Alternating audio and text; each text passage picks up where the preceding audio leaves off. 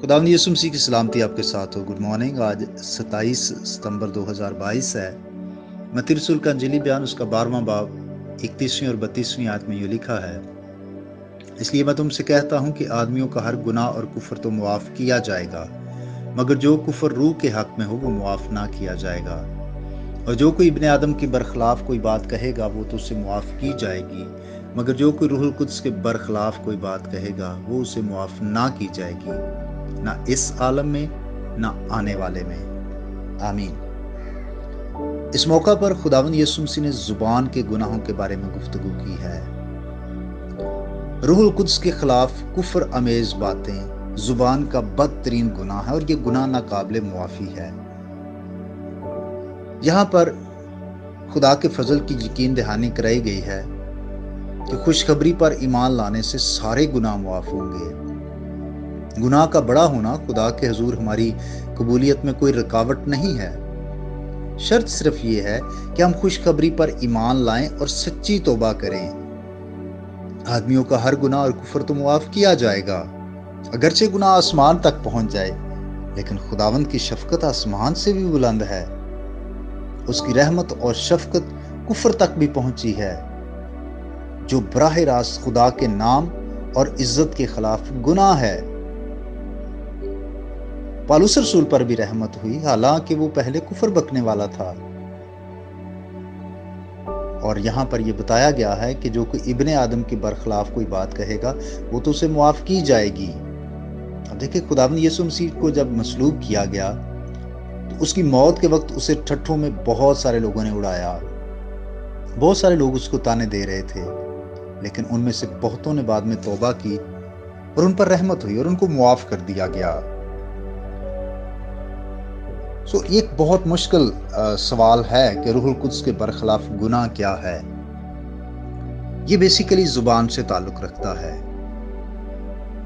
कुफर बकने का गुनाह कतन ममनू है और ऐलान किया गया है कि सिर्फ यही एक गुनाह नाकाबिले मुआफी है। गौर करें कि जुबान के गुनाहों में कैसी हलाकत है। नाकाबिले मुआफी गुनाह एक ही है और वो जुबान का गुनाह है। इसकी तशरीह और तफसीर बहुत सारे लोगों के लिए मुश्किल रही है।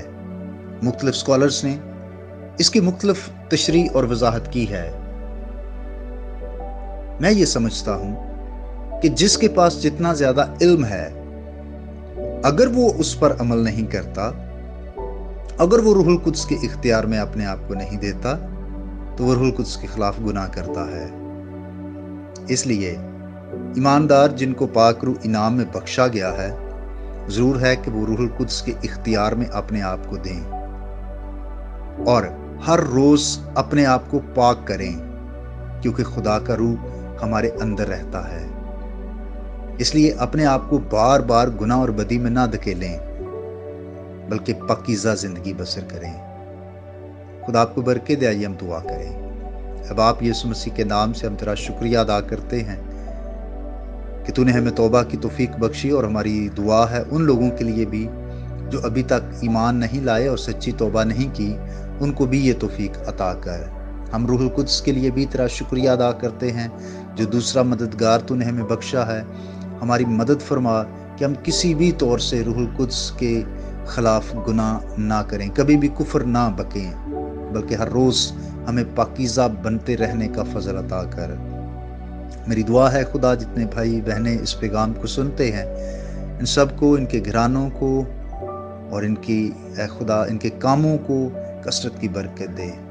बीमारों के लिए ख़ास दुआ है कि उनको शिफा अता कर, और जो रूहानी तौर पर कमज़ोर हैं उन्हें और ज़्यादा ईमान में मजबूत बना दे, यीशु मसीह के नाम से, आमीन।